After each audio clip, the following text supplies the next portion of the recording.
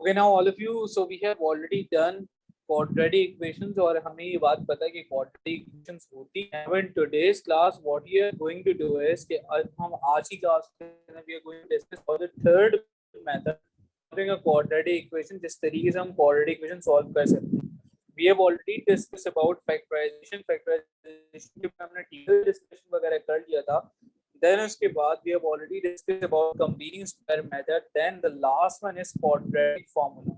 अब देखो, like you guys have a particular question in your mind कि quadratic formula कब और कहाँ use होगा, तो वो भी मैं आप लोगों के questions clear कर देता हूँ कि mostly these kind of things will be used in paper 2. और उसकी hints आपको examiner क्या दे रहा होगा बेटा, paper 2 के अंदर the examiner will be asking, कभी भी आपके पास ये बोला जाए कि 1 decimal place में आंसर दें और 2 decimal place में आप आंसर दें, तो that means examiner is referring towards कि आप वहां पे क्वाड्रेटिक फॉर्मूला यूज करें. एग्जामिनर कभी भी आपसे नहीं कहेगा कि you are supposed to solve it by factorisation, complete square method और क्वाड्रेटिक फॉर्मूला. आपको एनालाइज करना होगा, राइट? ये तो पहली अप्रोच है कि आपको यहाँ से पता चला. लास्ट अप्रोच आपके पास क्या है कि सेकंड एग्जामिनर क्या देगा, सी आप लोग करें यहाँ पे the last one constant over है, तो जो वैल्यू होगी ना, value of C will be greater, यानी कि ऐसी वैल्यू होगी जिसके फैक्टर्स आप इजीली नहीं निकाल सकोगे. तो ये दो तरह की हिंट्स आपके पास एग्जामिनर देगा.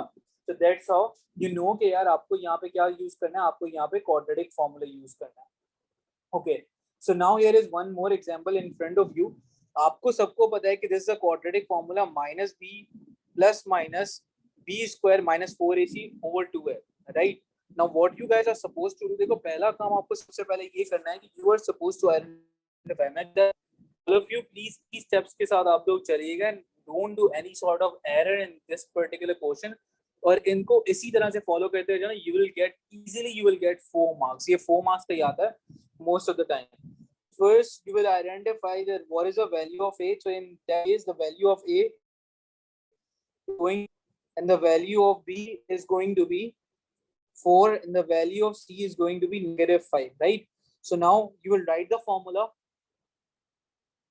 You will write your formula x equals to minus b plus minus b square minus 4ac over 2a. ये formula आप लोगों ने लिख लिया. Now what you guys need to do is you will place all of the numbers जो यहाँ पे आपके पास लिखे हुए. The value for b was -4, मतलब 4 थी, plus minus b square minus 4a, the value of a was 3, c is -5 upon 2a, the value of a is 3, right? ये सारी values आपको put करके दिखानी है. Now in the next step कि जो भी value आपके पास इस bracket के अंदर value are supposed to solve this value by using your calculator. और calculator को use करने के बाद आपको ये पता चला कि आप calculator यहाँ पे use करके, मैंने highlight करा हुआ है उसी portion को आप calculator के जरिए use कर लेना. So you are going to get the value of this particular thing, which is going to be -4 plus minus square root 76. तो आपने जब इसको calculator use करवा के solve कराया तो ये आपके पास value आ गई, right? Upon 6. Now because you have plus minus, so plus minus को आपने क्या करा, separate करा. So you are going to write x equals to -4 plus square root 76 upon 6. Then you are going to write or x equals to -4 minus square root 76 upon 6. ठीक है. Now you can use your calculator. So आप calculator use करते हुए या values आराम से निकाल सकते हो. 0.786 आ रही है first value, and the second value is going to be x equals to -2.12.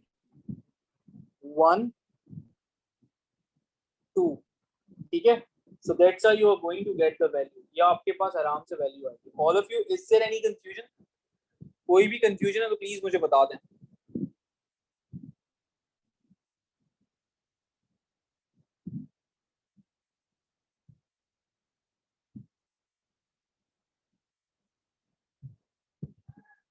Okay, perfect.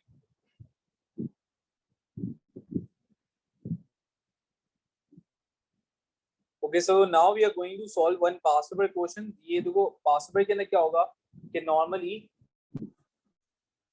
तो बेटे are supposed to show some sort of working ना, because ये 4 मार्क्स का होगा तो ये जस्टिफाई नहीं हो सकेगी आपके 4 मार्क्स। मतलब ये तो आपको ये प्रॉपर वे में इस तरह से वर्किंग करनी, डायरेक्ट कैलकुलेटर में यूज करके वो नहीं होगा, आपको स्टेप बाय स्टेप इस तरह से मूव करना पड़ेगा। ठीक है, okay. So now I am moving towards one past paper question. सबके पास पास्ट पेपर सबके पास होंगे, so I am moving towards this particular question over है। So all of you remember one thing, देखो most of the time, I'm not saying कि हमेशा से ऐसा होगा, most of the time examiner will give you these kind of questions in quadratic, या फिर वो आपके पास कोई शेप दे देगा, या फिर वो आपको क्या करेगा, या फिर एक सिनेरियो देगा जहाँ पे डिस्टेंस टाइम स्पीड आपके पास यूज हो, तो मेजॉरिटी ऑफ द टाइम ऐसे ही सिनेरियोस आपके पास आए। Now all of you please try to read out this question. A piece of wire 28 centimeter in length, करूंगा इन सारी पोर्शंस को हाईलाइट करूंगा ताकि इंफॉर्मेशन हमारे पास रहे। There is a wire जिसकी लेंथ है 28 centimetre, is cut into two parts, दो पार्ट्स के अंदर से कट करा गया। एक पार्ट से उन्होंने क्या बनाया, एक पार्ट से उन्होंने बनाया रेक्टेंगल और दूसरे पार्ट से उन्होंने बनाया स्क्वायर। ये आपके पास ऊपर रेक्टेंगल ये रहा और ये स्क्वायर है आपके पास यहाँ पे, राइट।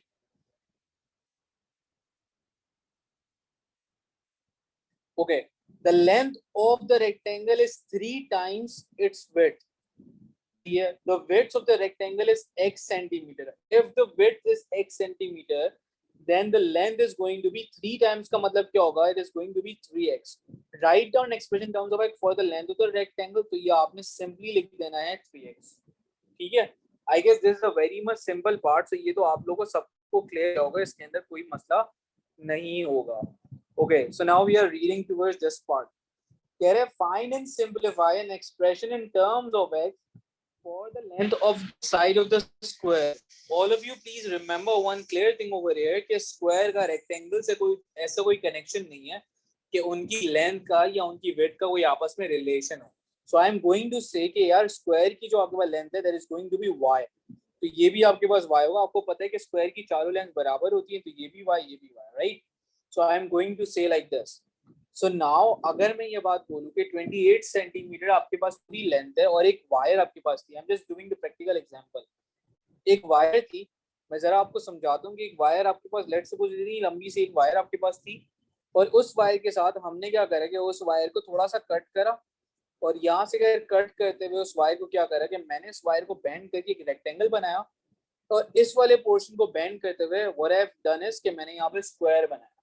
सो नाउ यहाँ पे आपके पास क्या होगा कि जब आप बैंड कर रहे होगे तो all of you please remember one clear thing कि मैं यहाँ पे ये बात कह सकता हूँ कि the perimeter of rectangle full of the perimeter, ये आपके पास 3x है, ये भी 3x है, and there is x perimeter means sum of all sides.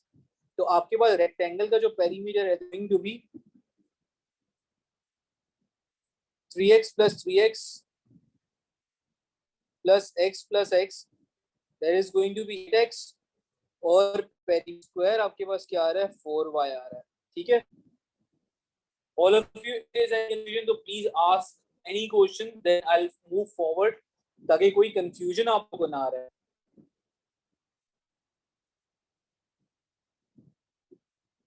Okay, so now I know that these two things are the perimeter. अब इन दोनों perimeter को अगर मैं आपस में add up करता हूँ, what I'm doing over here is कि मैं रेक्टेंगल को यहाँ से अगर ओपन करता हूँ and I convert this thing into a straight line, और अगेन इसको मैं ओपन करता हूँ, इसको स्ट्रेट लाइन में कन्वर्ट करता हूँ, तो बेटा ये वाली जो टोटल लेंथ होगी that is going to be 28, right? 28 what 28 centimetre.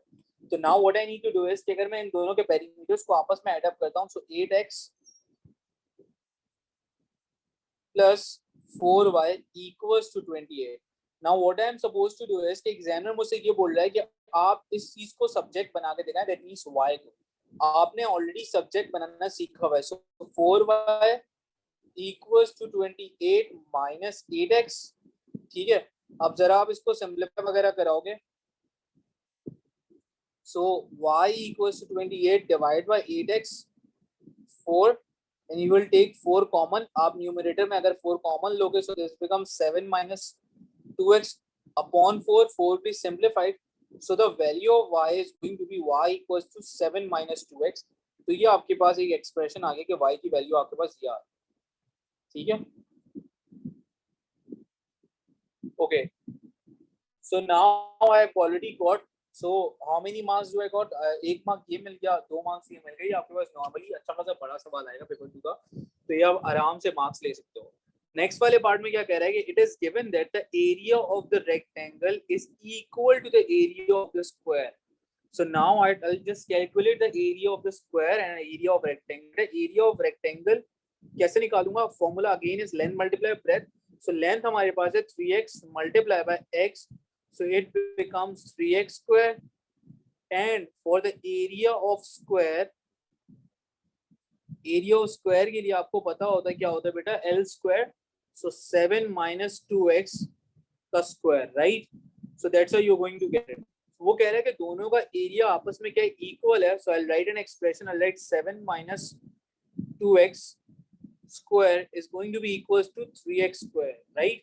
अब मुझे इतना सिंप्लीफाई करवाना है कि मुझे एंड में लाके ये चीज, so I will start my working from here.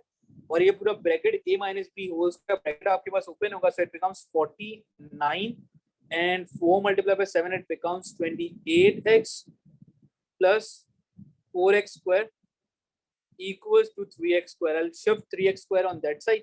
So it becomes 4x square minus 3x square minus 28x plus 49 equals to 0. So it becomes x square minus 28x plus 49 equals to 0. So that's why you're going to get 2 marks again.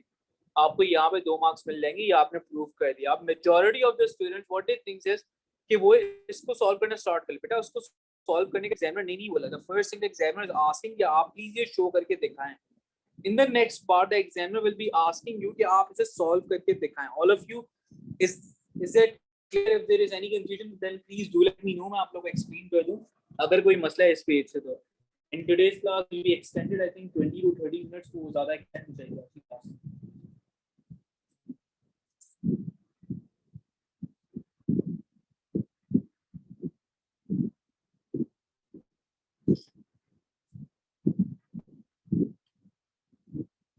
Okay, I'm repeating this part. देखो इस part the first thing the examiner is asking is it is given that the area of rectangle is equal to the area of square.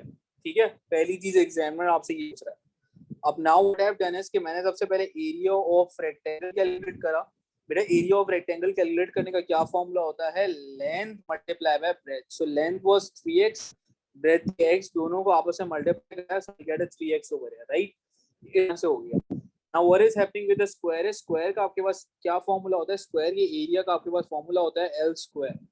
सो मैंने क्या करा, because the length was 7 minus 2x, उसका square करा दिया. अब दोनों को उसने बोला है कि both of the thing equal. So मैंने यहाँ पे क्या करा, रेक्टेंगल का एरिया एंड स्क्वायर का एरिया दोनों से मैंने क्या कर दिया, एक दूसरे के साथ इक्वेट करा दिया. Is that clear? अब कोई मसला है? एग्जामिनर ने ऑलरेडी बोला था कि area of square is going to be equal to the area of rectangle. That's why मैंने ये कर दिया. अब क्लियर है?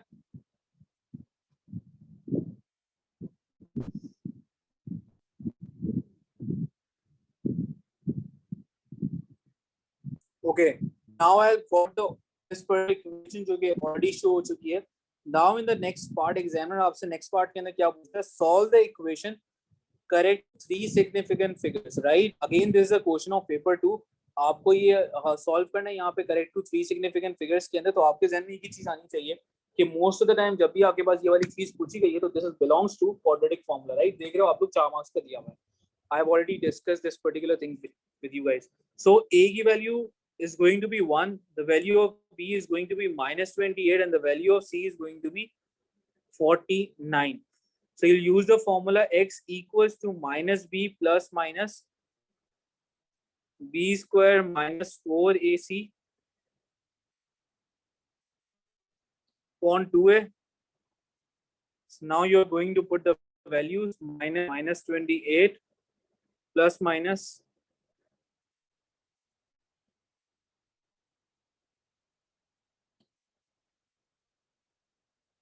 b square minus 4a सी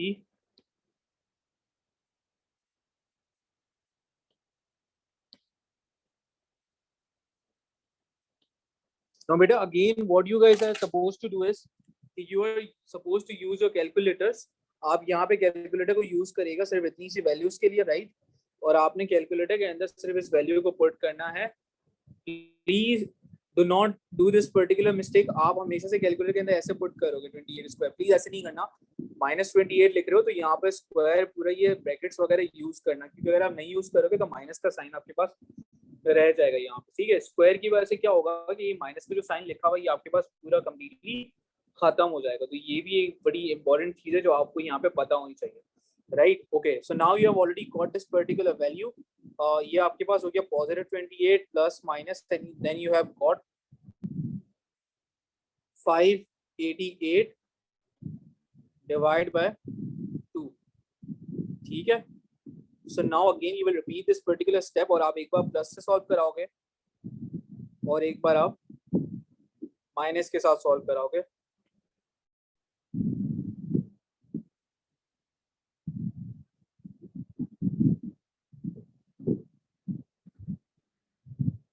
ठीक है ना? All of you please use your calculator. तो मुझे बताओ क्या क्या वैल्यू तो आ रही है.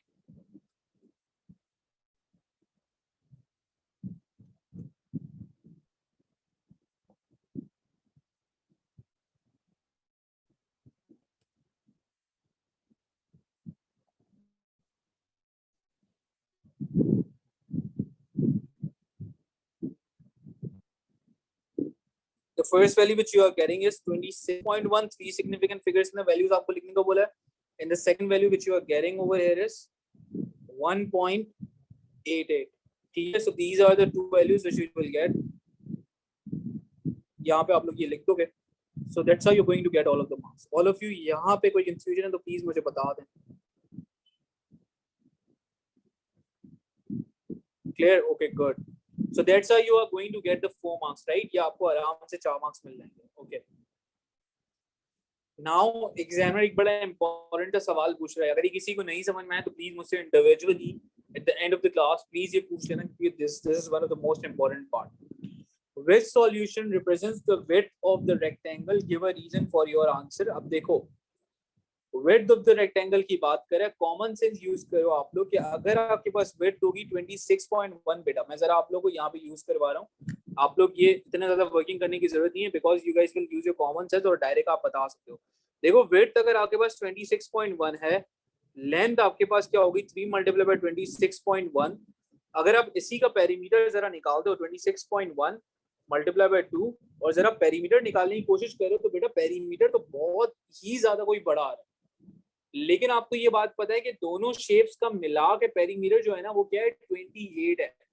It's not greater than 28, right? ये जरा प्रॉब्लम है. तो अगर मैं 26.1 को यूज करवा रहा हूँ तो I am getting a very huge value of the perimeter. That is not possible. So for me, मैं यहाँ पे क्या बोलूंगा, the width of the rectangle is going to be 1.88. क्यों? अब रीजनिंग जो लिखोगे वो आप कन्विंसिंग यहाँ पे रीजनिंग लिखोगे, because you are going to get, because width cannot be 26.1 because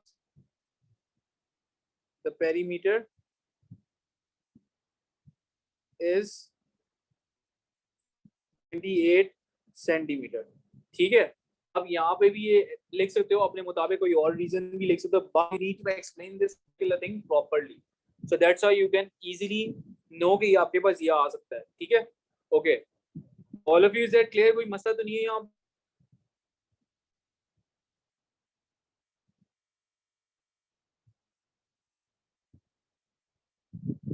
Okay, in the next part you are supposed to calculate the area of the square. First thing which we are supposed to do now, because we know that the value of x is 1. right? हमें ये बात पता है कि आपके पास जो value है 1.88 है. आपने ऑलरेडी एरिया के लिए एक्सप्रेशन निकाल लिया था which was -2x whole square. मैं इसको completely लिख रहा हूँ. Now I know that the value of x is going to be 1.8, so I'm going to put the value as 1.88. ठीक है, और यहाँ पे going to do the square of it. 2 multiplied by 1.8 is going to be 3.76 और आप इसका completely square कर दो, you can easily get the area 7 minus 3.76 and you can do the square of it, so it becomes 10. ये जो आपके पास आ रहा है that is coming 10.4976 आ रहा है. So if you round off, because आपको आंसर जो है ना पेपर में देना होता है 3 significant figures के अंदर, so you are going to write 10.5, ठीक है, राउंड ऑफ करने के बाद. So that's how you're going to get your answer. All of you, is that clear? कोई मसला तो नहीं है? Please use the chat option, then we can move forward towards the next part. अब देख लो आप लोग अगर टोटल मार्क्स यहाँ पे अगर काउंट करो ना, so 4 2 1 7 मार्क्स ये हो गए आपके पास और 3 मार्क्स ये 10 and 12 मार्क्स. तो टोटल ये वाला जो सवाल आपके पास आएगा ना वो आपके पास अराउंड 12 मार्क का पेपर आएगा पूरा, मतलब 12 मार्क का आपके पास सवाल आएगा. Please use the chat option जो नहीं यूज करे काइंडली, ताकि हम आगे मूव कर सकें. Is that clear everyone?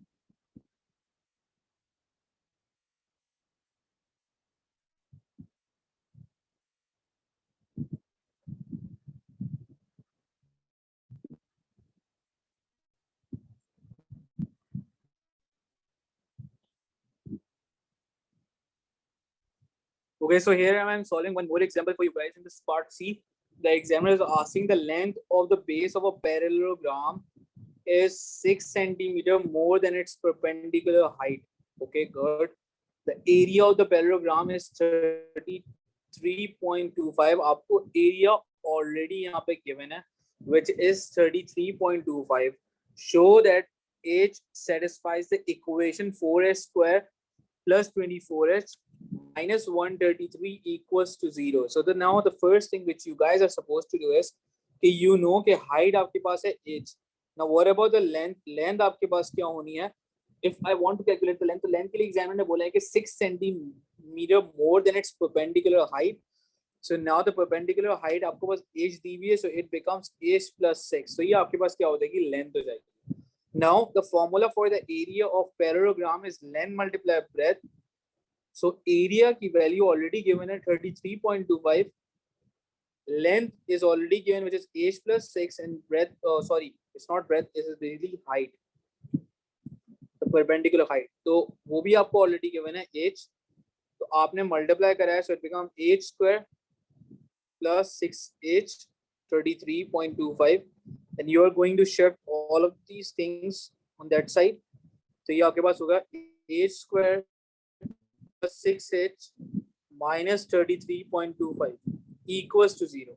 Now if you observe that particular equation जो आपको already examiner ने दी हुई, ये observe करो दोनों same नहीं है.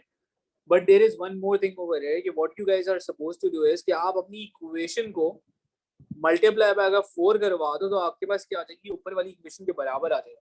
So you'll multiply this thing by 4, so it becomes 4h square, 6 multiply 4, 24h, and 33.2. Calculus is allowed. This is question for paper. So it becomes minus 133 equals to 0. So you have already shown it. तो यहाँ पे 2 marks easily मिल गए. Okay. So then again, you guys are supposed to solve this particular equation. All of you now, please try to solve this equation. And मुझे इसके answer बताओ कि इसके answers आपके पास क्या क्या आ रहे हैं. ठीक है, I am waiting for you.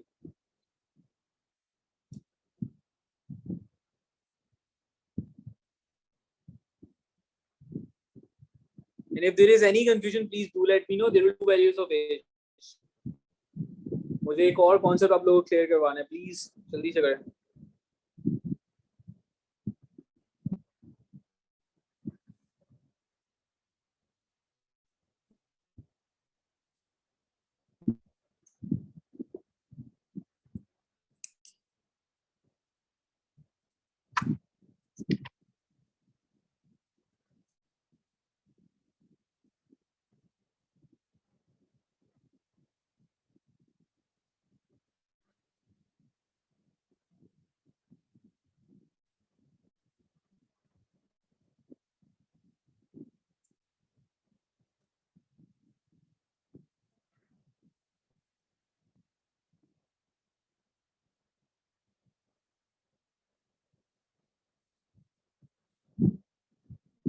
किसी को फॉर्मूले यूज करने में कोई मसला हो रहा है तो please do let me no.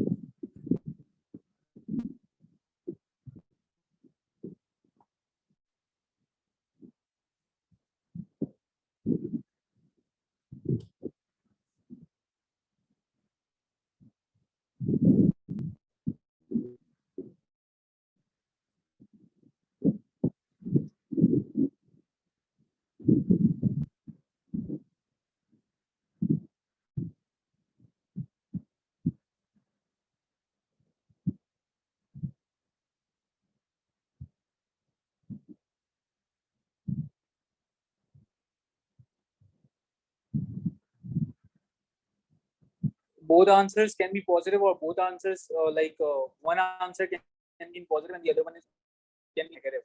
तो एक आंसर पॉजिटिव और एक आंसर आपके पास राइट ऐसे आपके पास आ रहा होगा. मैं जरा सॉल्व करवा देता हूँ, आप लोग देख लो. -24 plus minus B square 24 square -4.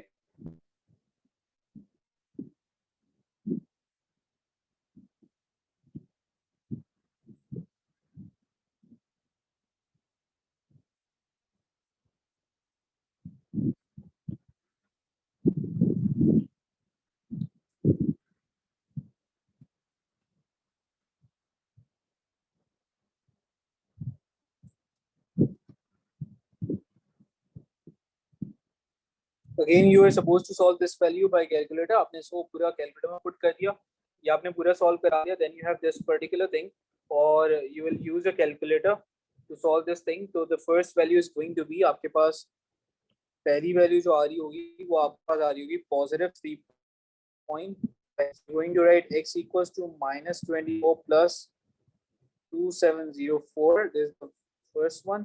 And second आ रहा है -24 minus 2704 on 8.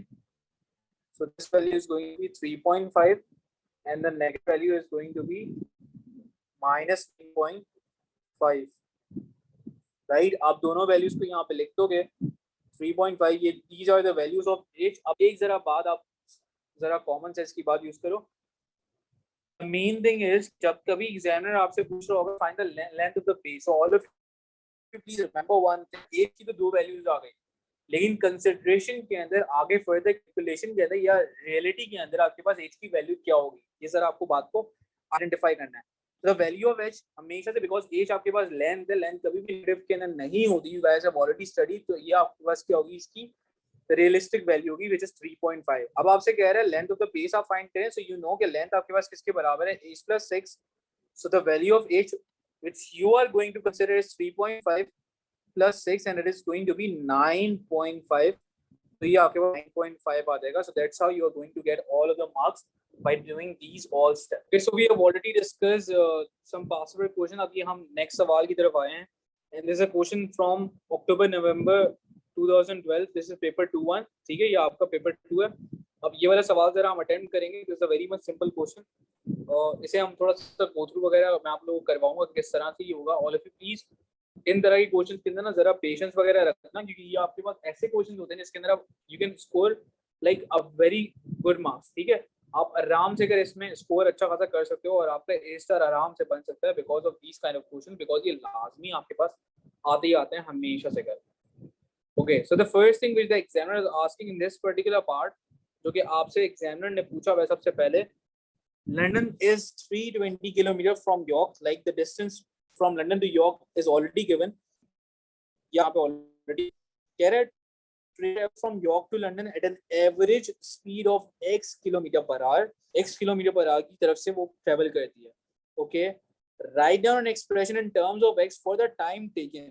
Now all of you, most of you guys know the formula of speed, which is speed का formula क्या है, distance upon time. So if I want to like make a formula for the time, तो time का formula क्या हो जाएगा आपके पास, time equals to distance upon speed. या आपके पास सिंपल सा एक फॉर्मूला हो जाएगा, ये सबको पता है आई गेस, इसके अंदर कोई कंफ्यूजन की जरूरत नहीं है। So like if I want to calculate कि यार ट्रेन का टाइम कितना लगता है, so I am supposed to calculate t equals to distance already given है 320 and divide by the speed आपको already given है x, तो ये आपके पास सिंपल सा आंसर आ गया 320 divide by x। So that's how आपको ये एक मार्क आराम से कर मिल गया। All of you is that clear, कोई मसला तो नहीं है?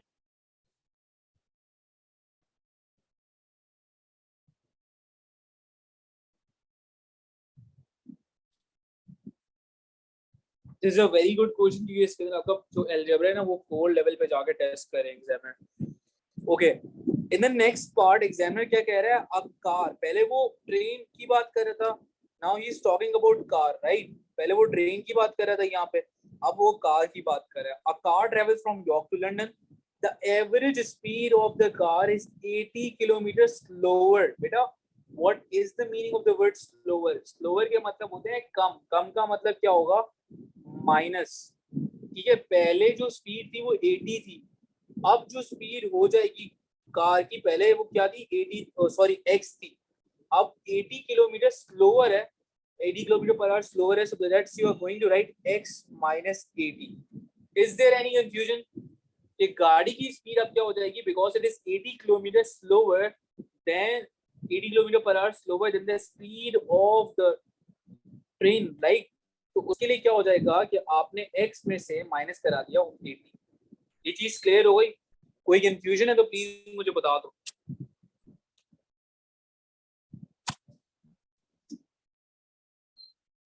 सो नाउ अगेन, अब मुझे टाइम के लिए एक्सप्रेशन चाहिए। डिस्टेंस तो बेटा वही सेम रहा 320, डिवाइड बाय क्या होगा, आपकी स्पीड क्या हो गई x minus 80। ठीक है,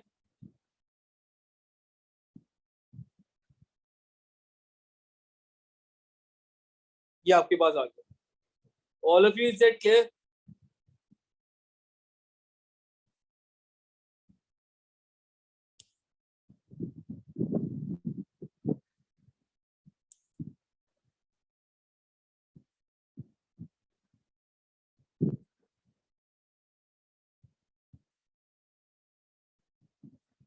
ओके, अब देखो, अब एग्जामिनर क्या कह रहा है, बिकॉज दोनों में से जो चीज स्लोवर थी वो कौन सी स्लोवर थी, car was the slower one, right?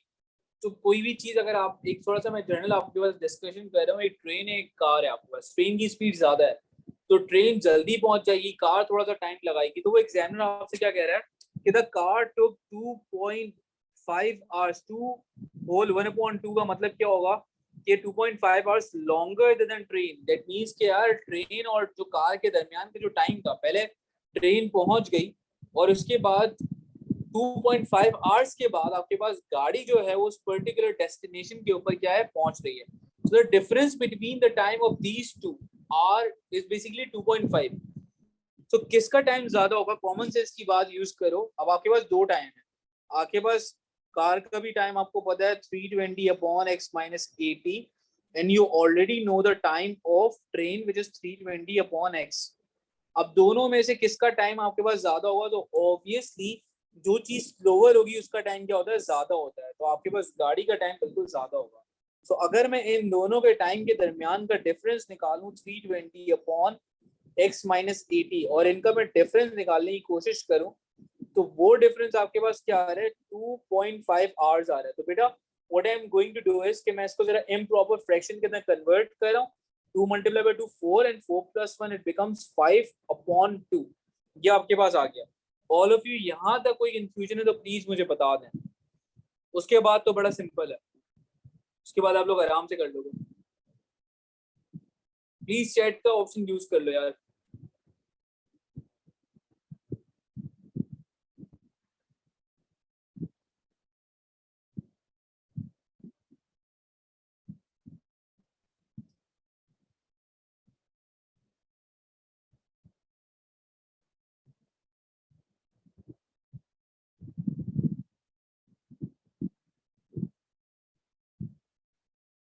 Okay, now again what you suppose to do is कि आपको पूरे के बाद देखना कह रहा है कि आपको इस तरह की फॉर्म के अंदर उसे लेके आना है। So the first thing which you are suppose to do is कि आपको जरा यहाँ पे डिनोमिनेटर सेम करवाना है। So you will multiply this thing by x, इसे आपने x से मल्टीप्लाई कराया, इस चीज को आपने मल्टीप्लाई करवाना है x minus 80, x minus 80. So now this becomes 320x minus 320 x minus 80 upon x equals to 5/2. ठीक है. So now I'm going to solve the whole scenario. ये हो जाएगा आपके पास 320x minus 320x and 320 multiplied by 80, so it becomes 25,600, and this becomes x square minus 80x. बेटा because ये आपके पास दोनों सेम है, दोनों के डिफरेंट साइन है, तो ये कैंसिल आउट हो गए. So 5/2, so it becomes 25,600 x square minus 80x equals to 5/2. Right now what you are supposed to do, because you have an equals to sign between them, जब कभी equals to का sign होगा तो आप दोनों को एक दूसरे के साथ क्रॉस मल्टीप्लाई कराओ. So that's how you will get 5x square minus 80x equals to 2 multiplied by 25,600. This becomes 5x square. 5 into 80, it becomes 400x equals to 2 into 25,600. So it becomes 5x square. ठीक है. Now again the same problem with this particular thing is कि आपने यहाँ पे देखा कि ये इसके साथ क्या है, entirely मैच नहीं कर रहा. That's the basic problem. Like तो जब कभी ये मैच नहीं कर रहा हो बेटा, तो आपको ये बात पता है कि x स्क्वायर लिखा हुआ था, यहाँ पे नीचे आपके पास 5x स्क्वायर लिखा हुआ है. So what you need to do is कि आपको ये बात पता चल गई कि इसे आपको डिवाइड करवाना चाहिए 5 के साथ. So when you divide this thing by 5, so now your equation is going to be, ये आपके पास आपकी जो quadratic equation हो जाएगी, ये हो जाएगी x square minus 400 divided by 5, it is going to be minus 80x, and 512 divided by 5, it is going to be minus 10240 equals to 0. So ये आपने पूरा प्रूफ कर दिया, यहाँ पे लाके आपने पूरा शो कर दिया. That's how you're going to solve it. ठीक है. अब जब आपके पास ये हो गया, then you यहाँ तो कोई कंफ्यूजन तो नहीं है.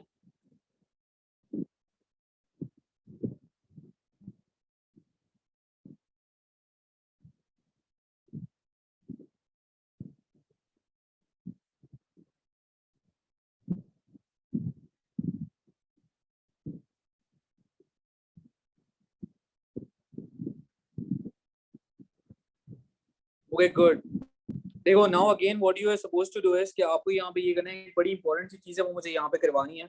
So you guys have already found कि आपके पास इक्वेशन यहाँ पे क्या निकल गई है, x square minus 80x, x square minus 80x minus 10240. You guys can easily solve this particular equation, और आप यहाँ पे दो वैल्यूज आराम से निकाल सकते हो. I am just doing it directly, और मैं आपको यहाँ पे जरा बता देना चाहता हूँ कि हमारे पास क्या सिनेरियो होगा.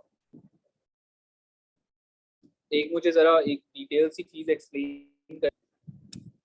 So you got two of the values.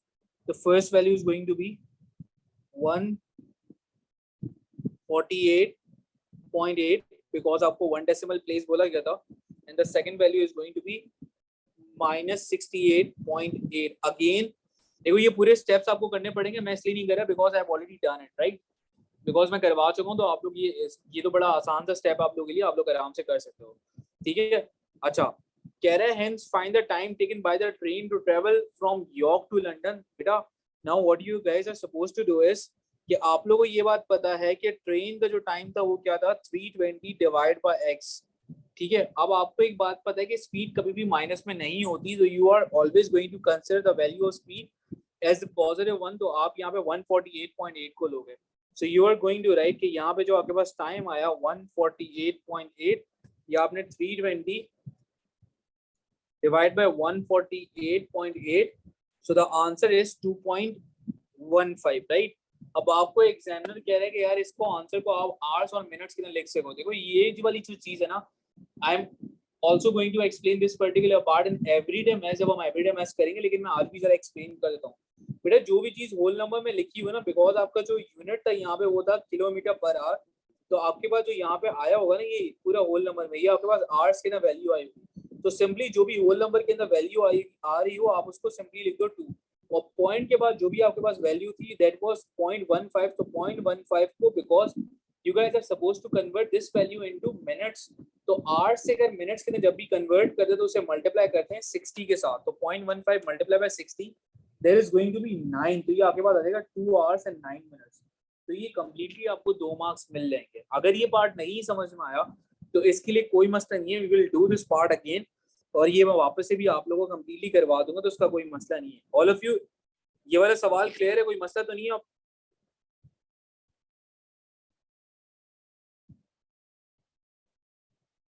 Okay good.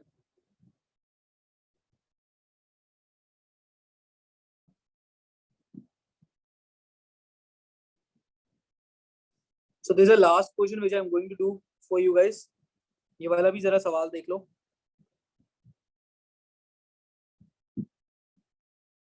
Okay.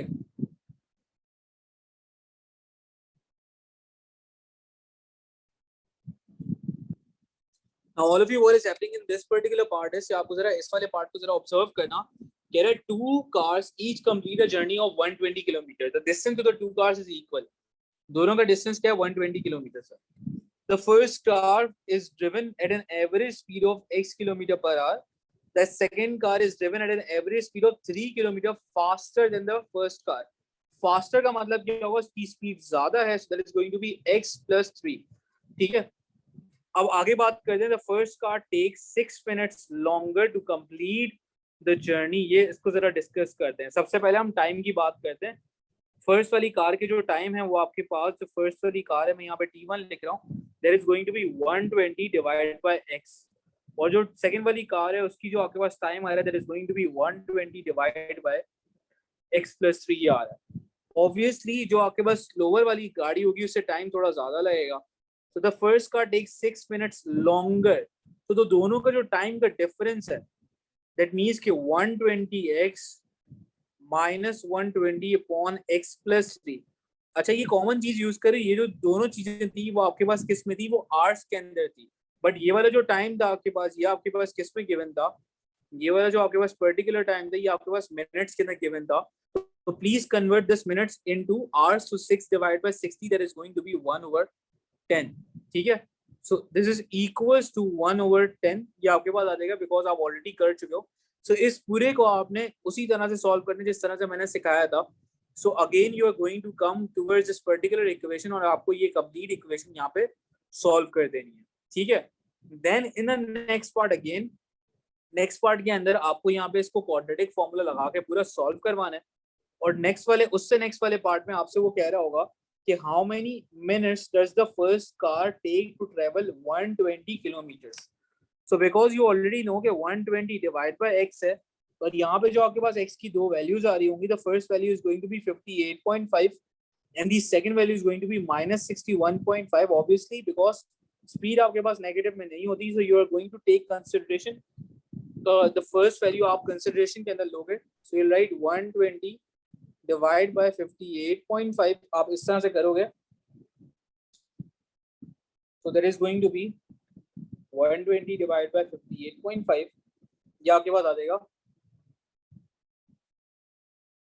2.05।